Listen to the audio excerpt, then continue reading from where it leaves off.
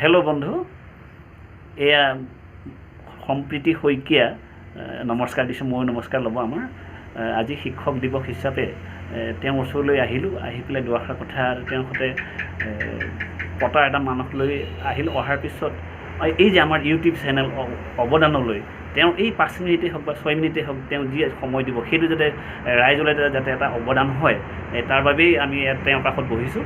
এতিয়া তেওঁক আমি সুধিব লগা কথাটো হ'ল, আপোনালোকে চাই থাকোঁ বা আমি এই সুধিম এতিয়া। এতিয়া প্ৰথম তোমাৰ স্কুলখনৰ নামটো কোৱা। সম্প্ৰীতি। নমস্কাৰ, মই ৰহা কপিলী শিক্ষা খণ্ডৰ অন্তৰ্গত বগলাজান KV মধ্য ইংৰাজী বিদ্যালয়ত শিক্ষকতা কৰোঁ। ঠিকে আছে। তেনেহ'লে এটা কথা হ'ল, তাৰ আগতে তুমি কোন স্কুলত কৰিছিলা? মই ইয়াৰ আগতে 2012 চনত প্ৰথমে ৰূপহী নাঙলধোৱা মধ্য ইংৰাজী বিদ্যালয়ত কৰিছিলোঁ। তাৰপিছত দেওবালী জাকৰবা মধ্য ইংৰাজী বিদ্যালয়ত শিক্ষকতা কৰিছোঁ। তাৰপিছতহে 2018 চনত বগলাজান মধ্য ইংৰাজী বিদ্যালয়ত শিক্ষকতা কৰিছোঁ। আচ্ছা, এটা কথা, আমি ফুলগুৰিত তুমি কিবা কৰা না পাইছিলোঁ আগতে? ফুলগুৰিত মই আচলতে শিক্ষকতা বৃত্তিৰ লগত মই মেট্ৰিক পাছ কৰাৰ পৰাই কণ ল'ৰা ছোৱালীসকলক মই তেওঁলোকক ঘৰুৱাভাৱেও পঢ়া শুনাৰ লগত জড়িত আছিলোঁ।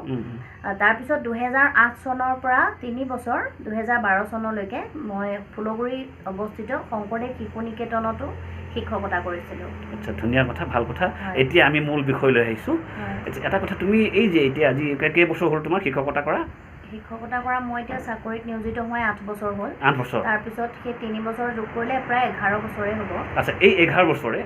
আচ্ছা, তুমি যেতিয়া মানে কি শ্ৰেণীকোঠালৈ যোৱা পাঠদান কৰিবৰ কাৰণে, তেতিয়া তুমি ছাত্ৰ ছাত্ৰীবিলাকৰ ঠিক পাঠত মনোযোগ আকৰ্ষণ কৰিবৰ কাৰণে তুমি কেনেধৰণৰ পদ্ধতি মানে অৱলম্বন কৰা? ছাত্ৰ ছাত্ৰীসকলৰ মনোযোগ আকৰ্ষণ কৰিবলৈ শিক্ষকসকলে বিভিন্ন ধৰণৰ কাৰ্যপন্থা অৱলম্বন কৰে। তাৰ ভিতৰত মই 2টা কাৰ্যপন্থা মোৰ ক্ষেত্ৰত মই প্ৰয়োগ কৰিছোঁ আৰু ল'ৰা ছোৱালীৰ ক্ষেত্ৰতো মানে যথেষ্ট ফলপ্ৰসূ হৈছে।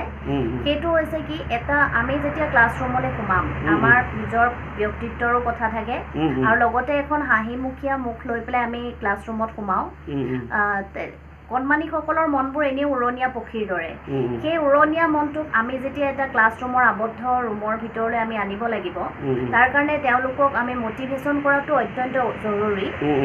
এই ক্ষেত্ৰত মই মানে কি কৰোঁ, এটা সূক্ষ্ম ব্যায়াম কৰোঁ। সেইটো হৈছে কি, প্ৰথমে আমি এটা আঙুলিৰে ইখন হাতৰ তলুৱাত এটা শব্দ কৰিলোঁ, তাৰপিছত 2টা আঙুলিৰে কৰিলোঁ, তাৰপিছত 3টা আঙুলিৰে কৰিলোঁ, তাৰপৰা 4টা কৰিলে এটা শব্দটো লাহে লাহে ডাঙৰ হৈ যায়।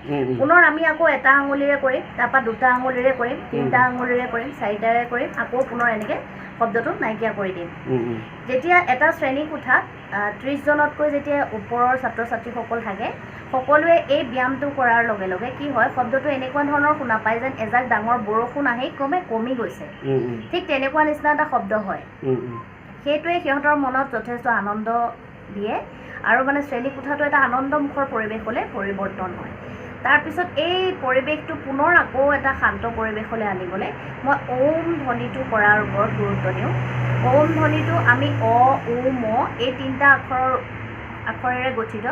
গতিকে প্ৰথমতে কৰোঁতে কি কৰোঁ, অটো অলপ দীঘলীয়া কৰোঁ, তাৰপিছত উ আৰু মটো চুটি কৰি দিওঁ। দ্বিতীয় পৰ্যায়ত কি কৰোঁ, অটো চুটি কৰি উটো অলপ দীঘলীয়াকৈ কৰি দিওঁ, তাৰপিছত মটো অলপ চুটি কৰোঁ। আৰু তৃতীয় পৰ্যায়ত কি কৰোঁ, অ আৰু উটো চুটি কৰি মটো অলপ দীঘলীয়াকৈ কৰি দিওঁ।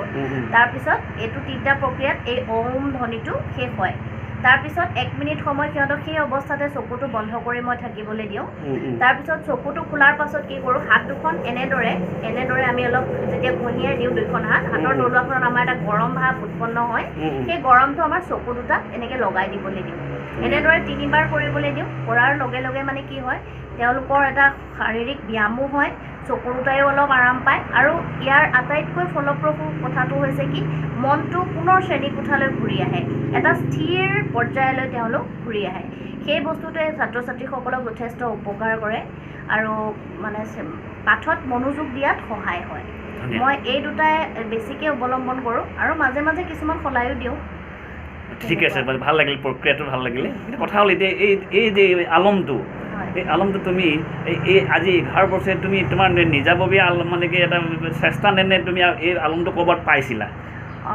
আলমটো মানে মই বিভিন্ন সময়ত আমাৰ শিক্ষকতাৰ কিছুমান ট্ৰেইনিং হৈ থাকে এই ট্ৰেইনিঙত আমাৰ সমল ব্যক্তিসকলে এই বিষয়টো মানে উত্থাপন কৰিছিলে যিটো হাতৰ যিটো সূক্ষ্ম ব্যায়াম এইটো ব্যায়াম মানে আমাৰ সমল ব্যক্তিসকলৰ পৰা শিকা আমাৰ শিক্ষাগুৰুসকলৰ পৰাই মই শিকা আৰু ওম ধ্বনিটো হৈছে কি মই শংকৰদেৱ শিশু নিকেতনত যেতিয়া শিক্ষকতা কৰিছিলোঁ তাত এই ওম ধ্বনিটোৰ মানে ব্যৱহাৰ আছিলে তাত আৰু এই প্ৰক্ৰিয়াটোৱে মোৰ মনত মানে ইমান বেছি প্ৰভাৱ পেলাইছিল এইটো মানে মই পিছলৈ যদি মানে ছাত্ৰ ছাত্ৰীক প্ৰয়োগ কৰোঁ হয়তো তেওঁলোকেও যথেষ্ট উপকাৰ পাব বুলি মই ভাবিলোঁ সেইকাৰণে মই তেওঁলোককো এই বস্তুটো মানে ব্যৱহাৰ কৰোঁ ঠিকে আছে ভাল লাগিল বাৰু এতিয়া এটা কথা হ'ল ভিডিঅ'টোৰ বাবে তুমি 5 মিনিট সময় দিয়াৰ বাবে মই নথৈ মানে আনন্দিত হৈছোঁ তাৰোপৰি আমাৰ চেনেলৰ জৰিয়তে তোমাৰ কথাখিনি যিসকলে বা যিসকল ৰাইজে মানে চাই আছে তেওঁলোকো উপকৃত হ'ব বুলি মানে মই আশাবাদী এতিয়া এনেকৈ আগলৈ আপোনাক সবে আমাৰ ভিডিঅ'বোৰ চাব আমি নতুনকৈ আমাৰ চেনেল আমাৰ অৱদানৰ এই এটা মানে প্ৰয়াস গতিকে এনেদৰে আমি আৰু বিভিন্নজনৰ ওচৰলৈ যাব লাগিব ইয়াতে আমাৰ বিশেষ তুমি কিবা ক'বা হয় ময়ো এইখিনিতে উমাদাক ভাল লাগিল আজি শিক্ষক দিৱসৰ এইখনত এটা শুভেচ্ছা জনালে ভাল লাগিল আৰু ময়ো মোৰ যিসকল শিক্ষাগুৰু মোৰ মা দেউতা আৰু মোৰ যিসকল শিক্ষাগুৰুৰ কাৰণে আজি ময়ো এই পোহৰ সন্ধানী যাত্ৰাৰ এজন সহযোগী তাৰ কাৰণে এইটো সুযোগতে মই সেই শিক্ষাগুৰুসকললৈ মোৰ ফালৰ পৰা এটা প্ৰণাম জনাইছোঁ ধন্যবাদ নমস্কাৰ ক'ব লগা আছিল নমস্কাৰ